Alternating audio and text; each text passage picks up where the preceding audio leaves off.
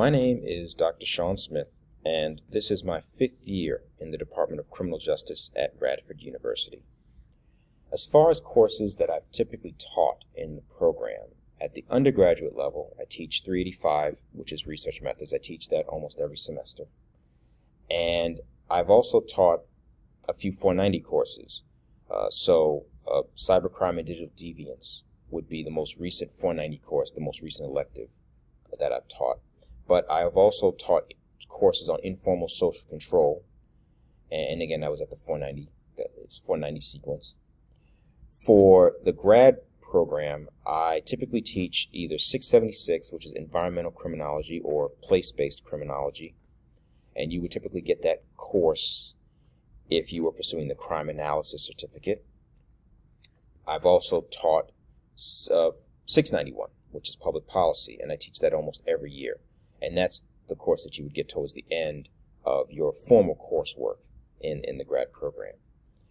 In addition, I have on occasion taught 671, which is quantitative analysis, which is sort of my specialty when it comes to research techniques, although qualitative techniques are perfectly fine, and I certainly try to be well-versed in those techniques as well. And I've also taught the cybercrime course, the aforementioned 490 course at the undergrad level. I've taught that at the grad level as a 590 course. This semester, I will be adding CRJU 600, Survey of Criminal Justice, among the courses that I teach. And so some of you have already registered for that course. You're either going to have me or you're going to have Dr. Bolin. As far as my research interests go, it typically falls into one of two areas. So on one hand, I already mentioned it, cybercrime, but more specifically, or I should say actually more generally, I typically find myself drawn to studies that connect technology with the criminal justice system. So, for example, policing models that incorporate body cameras or that incorporate drone usage. That's something that I find interesting. Stingray surveillance, or the use of algorithms in sentencing and corrections management. Again, technology. I find all that stuff fascinating, and it typically finds its way into my general research projects. With respect to the other area that I guess would be my specialty, it's informal social control. Informal social control and by extension, community-oriented policing. So collective efficacy, informal social control, systemic informal social control, social disorganization models, these things typically are what I find myself engaged in more often than not. So, and that also speaks to a bit of what I tend to focus on when it comes to any sort of thesis interest.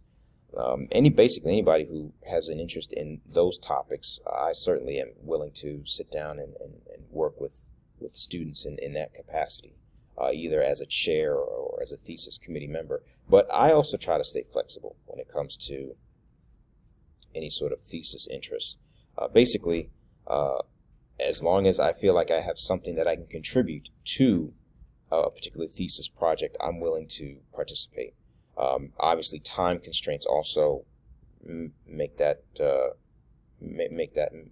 way into the factoring process, the consideration of whether I can be a part of a thesis project or not. But ultimately, even if it's not something I'm specifically researching, if I think I can add something to it, I'm more than willing to sit down and have a conversation and really determine if I should be on a thesis committee.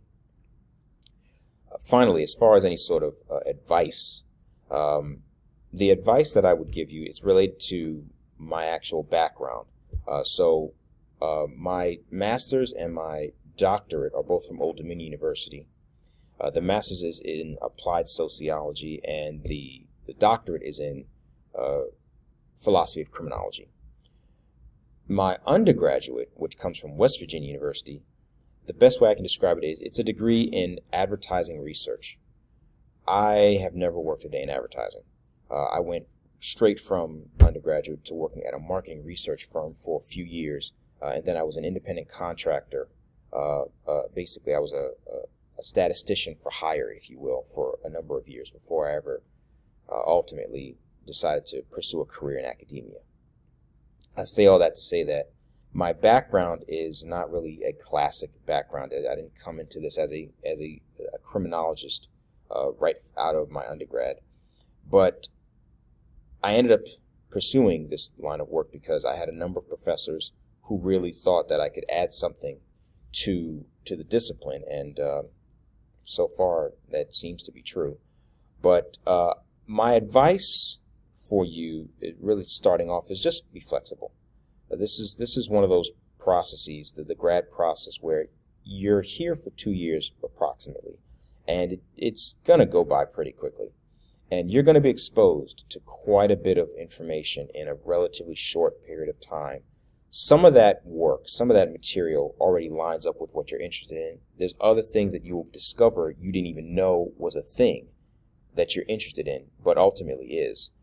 And I think being flexible to just different experiences, that is extremely important. So just as how I've had to be flexible with respect to what I find interesting and the different paths that my career has taken, I think that is probably the biggest piece of advice that I can give you just to start off, is just stay flexible and keep an open mind about a variety of different material that you'll be exposed to. Other than that, look forward to seeing you all in some capacity or another for fall 2020.